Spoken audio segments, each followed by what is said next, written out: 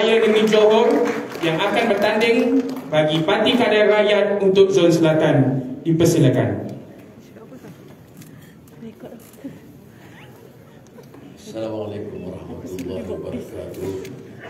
Alhamdulillahillazi arsala rasulahu bil huda wa dinil haqq liyuzhirahu 'ala ad-din kullih wa kafa billahi shahida. Wa usalli wa usallim ala rasulil karim wa ala alihi wa sahbihi ajma'in. Dan salam sejahtera. Saudara pengurusi MPN, Syed Ibrahim, pimpinan pusat dan pimpinan negeri yang turut hadir, rakan-rakan saya muliakan. Seperti biasa, bila sampai ketika kita terpaksa menyempurnakan tugas untuk mengumumkan bakal-bakal calon pilihan raya negeri. Kita memilih untuk mengumumkan mereka supaya tidak membebankan jentera di lapangan bergegas pergi balik ke Johor Bahru.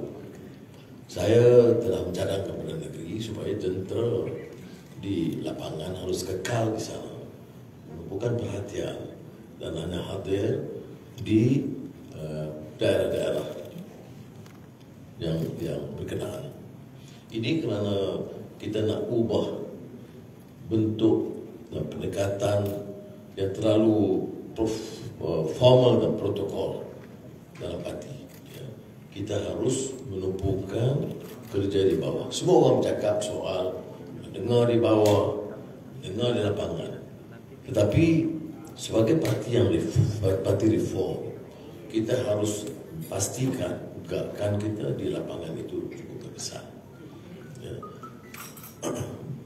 Dua minggu lalu saya datang untuk meluncurkan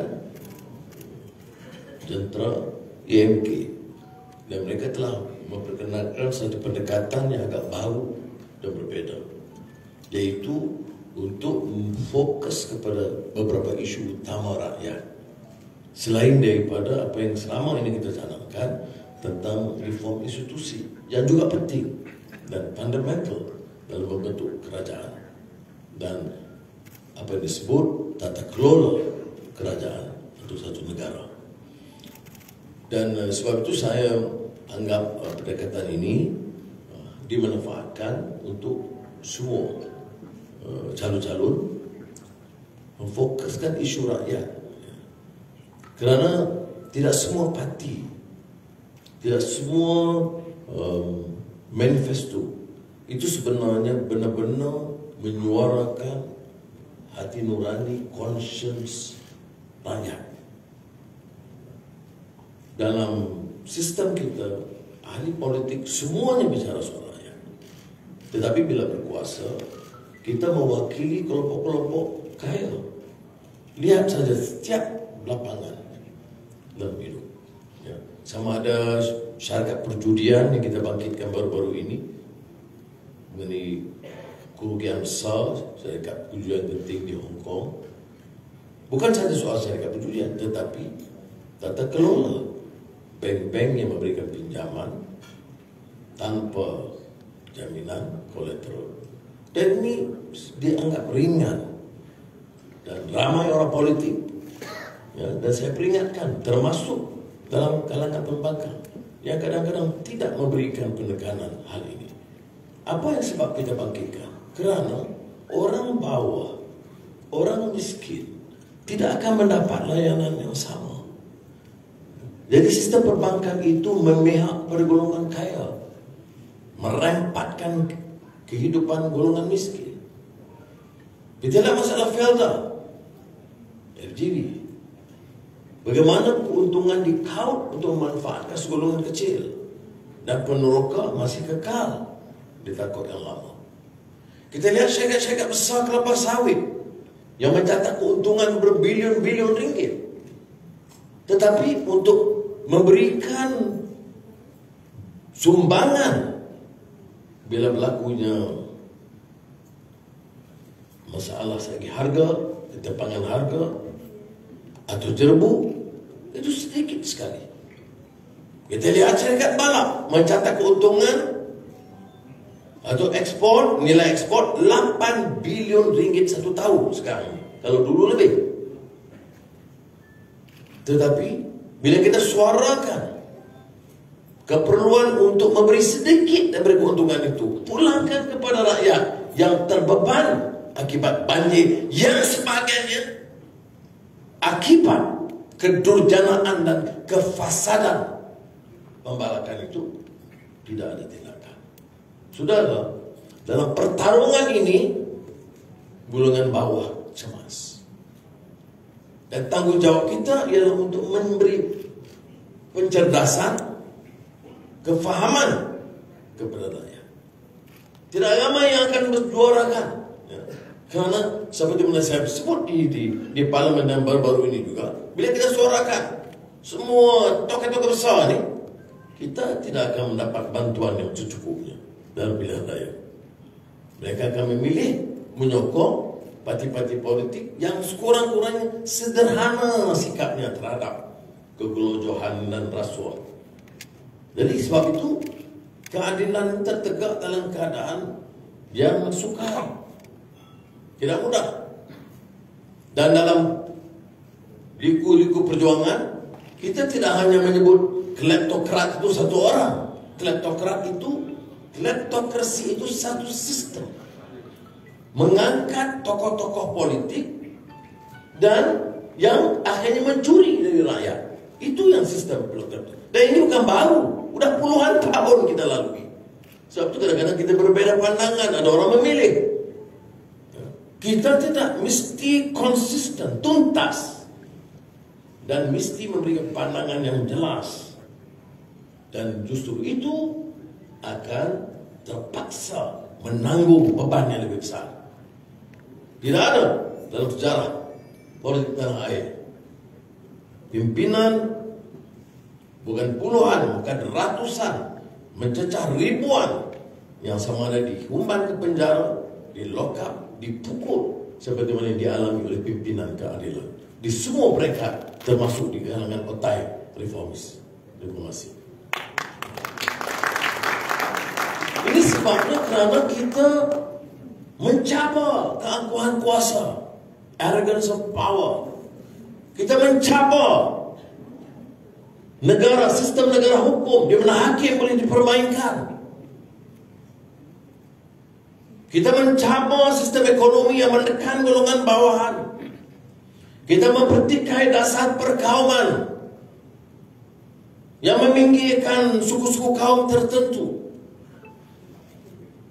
Dan ini berlaku hanya dalam sejarah. Terutama tekanan sumbangan dilakukan oleh keadilan dan oleh demikian menerima tekanan yang maha dahsyat.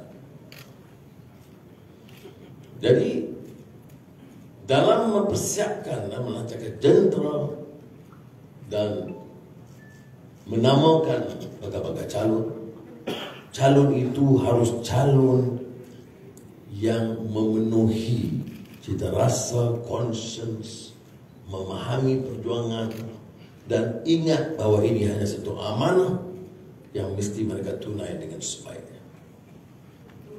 Tentunya kita semua mahu melangkah kemenangan. Tapi kita tahu bahawa dalam pencaturan sistem politik yang sekarang ini, ia tidak menjamin yang benar itu menang, yang menolak rasuah itu benar. Tetapi tanggung jawab kita adalah menyempurnakan tugas dengan sebaik mungkin dan memohon kepada Allah SWT dengan dukungan rakyat kita mencatat kemenangan yang bergaya, insya-Allah.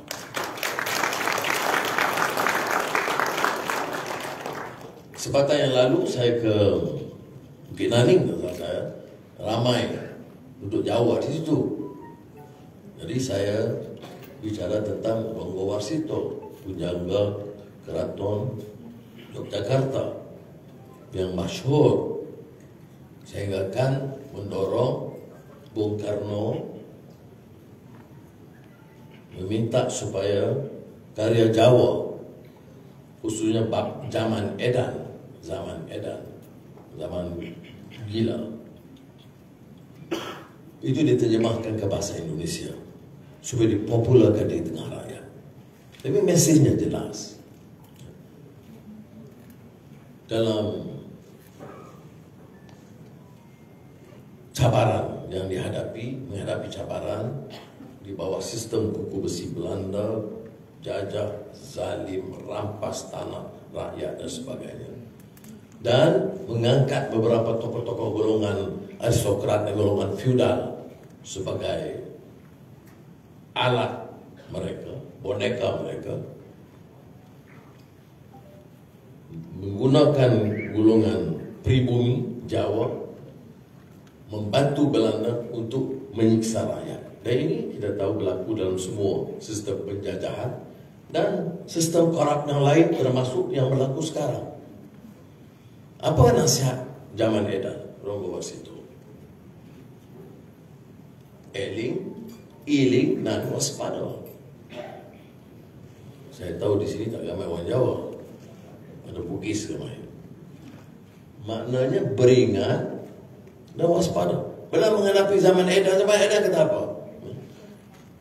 Yang baik ditekan, yang korup diangkat, yang mencerminkan watak yang sesuai di penjara, dan yang zalim itu dimuliakan, yang benar dipalsukan, yang palsu disahihkan.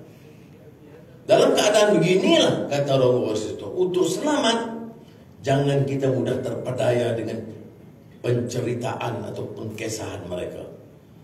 Jangan kita terpukau dengan wang ringgit mereka dan janji palsu mereka. Dan jangan kita rasa takut dan cemas dengan tekanan dan kezaliman mereka. Harus senantiasa beringat dan waspada. Rakyat yang beringat dan waspada itulah yang akan merdeka. Merdeka jiwa raga mereka. Dan istilah merdeka ini juga difaham dengan berbagai kisah. Tapi sejak zaman Datuk Onn Jaafar, Johor, ke Dr. Burhanuddin Al-Helmi, Perak, semua bicarakan bukan saja merdeka negeri, tapi harus merdeka jiwa. Dan teori Islam di Kepulauan Melayu oleh Naqib Al-Atas, Profesor Naqib Al-Atas, dia juga sebut bahawa Islam itu hanya bermakna bila rupa zahirnya merdeka, jiwanya juga harus merdeka.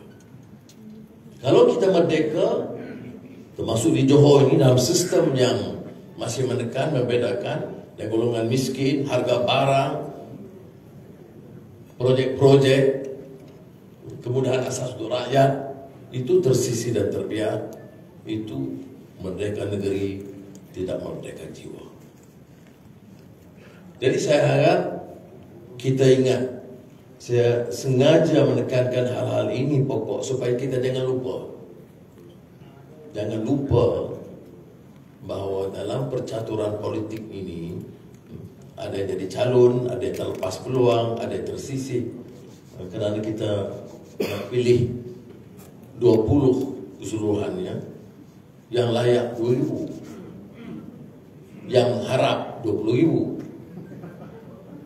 Jadi oleh demikian, siapa saja yang bertugas untuk menilai akan menghadapi masalah yang sangat besar. Dan saya ucap terima kasihlah kepada Saudara Syed Ibrahim kerana berpeluang menghadapi masalah yang memeningkan ini kali ini. Jadi dia lebih matang sekarang seperti Pak Hasan Karim. Tapi yang sengaja saya himbau semula soal perjuangan, kegelisahan rakyat, nasib nelayan sedili, nasib peneroka, felda, nasib yang di estate atau yang miskin bandar yang sekitar Johor Bahru, supaya kita jangan terlepas pandang. Isu ini yang harus menjadi isu yang kita ketengahkan. Calon itu kebetulan orang yang mampu kita tonjolkan mewakili hasrat dan aspirasi rakyat terbanyak. Dan jentera ini harus tunjuk kesetiaan kepada jamaah. Dia ada kerangka lebih besar, aspirasi dan cita-cita lebih murni yang harus dihidupkan, yang harus diperjuangkan. Sebab itu kali ini kita agak lebih berjaya dalam memutuskan nama calon-calon jauh lebih awal. Sebab memungkinkan mereka bertugas. Tetapi pengalaman saya dalam politik lama, dalam UMNO ini dulu, sampailah dalam keadilan ini, itu memang masalah. Masalah mengumumkan awal. Kerana akan menimbulkan juga masalah. Tuntutan kena diheret untuk memaksa perubahan dan sebagainya. Masalah juga kalau diumumkan lambat. Kerana tempoh kempen terlalu terbatas. Apatah lagi dalam keadaan COVID-19 sekarang dengan SOP yang akan dikenakan yang tidak memihak kepada kita. Jadi oleh itu, dalam mengambil kira pertimbangan ini, ada masalah diumumkan lambat, ada masalah diumumkan awal. Kita berpendapat lebih baik diumumkan awal, membolehkan jentera bekerja sebagai satu pasukan untuk memenangkan calon kita. Saya yakin ada orang sekarang heboh bangkit soal Melaka, Sarawak. Saya tidak mahu ulaskan, saya dah ulas tempat lain. Tapi mereka tidak tahu bahawa pertamanya jentera Parti Keadilan di Johor jauh lebih baik. Dan saya lihat sendiri, bukan saja yang saya sebut tadi MK peluncurannya, tapi di daerah-daerah.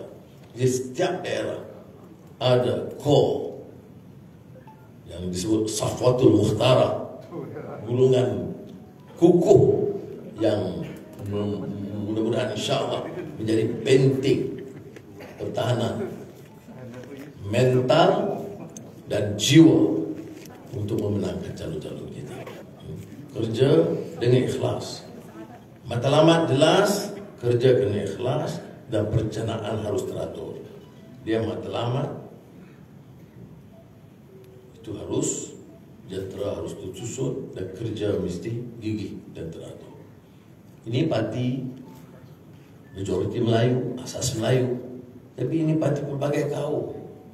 Ini satu-satu parti di negara kita yang menampilkan tokoh-tokoh dari semua kaum. Ini parti yang berani bertahan di bandar, berani bertambung di desa. Ini beda kita. Setengah orang dia pilih hanya parti di bandar, tak berani terjun ke kampung, ke desa. Kita bertarung di bandar, bertarung di desa, bertarung dengan India, bertarung dengan China, bertarung dengan lain. Kerana ini rakyat kita. Betapa sukar sekalipun, kita harus berdepan. Dan oleh demikian saya doakan Allah SWT mudah-mudahan semangat ini digilang untuk menghadapi PRU Negeri Johor dan seterusnya pilihan raya nasional yang akan diadakan dalam paling lambat 1 tahun, paling cepat 6 bulan. Tapi kita harus siap dari sekarang. Jadi saya ambil kesempatan untuk mengumumkan untuk 5 kawasan di selatan, tidak termasuk di tengah, utara dan juga di timur. Kalau ada mana bagi pandangan nak pindah dalam 1 minit ni boleh.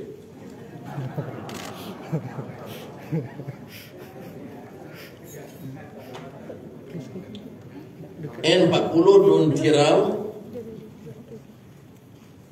nama tak jelas. N40 Don Tirang Gopala Krishna Nanda. Dia adun yang lalu.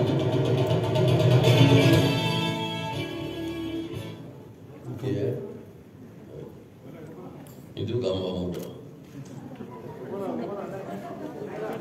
Ya, gambar 10 tahun yang lalu. N44 Don Larkin. Dr. Zamil Najwa Arba'in.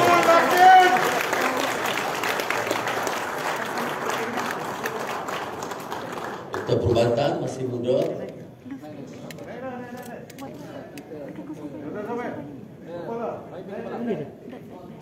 Ya, saya bila jauh boleh naik di atas. Kepala dan Dr. Zamil. Tia. Kepala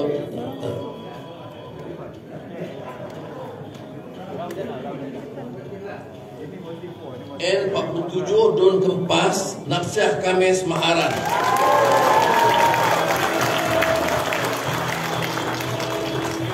Masih kalangan muda.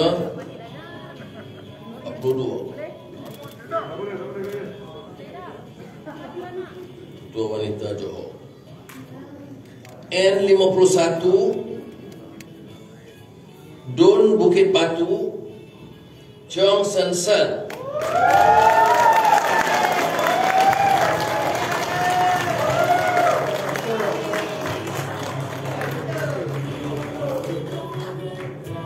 Yang sedang menyiapkan doktor falsafah dan sudah mendapat MBA.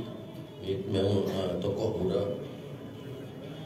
N35 Don Pasir Raja Muhammad Fakharuddin Muslim.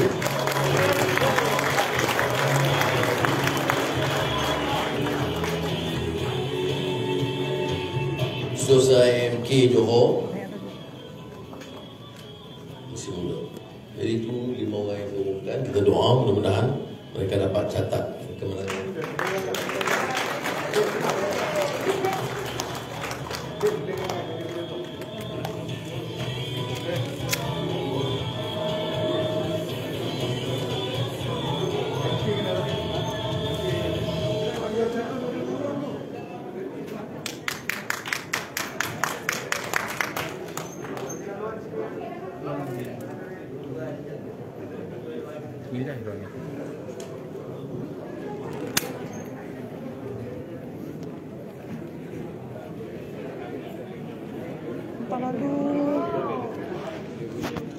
Palalu.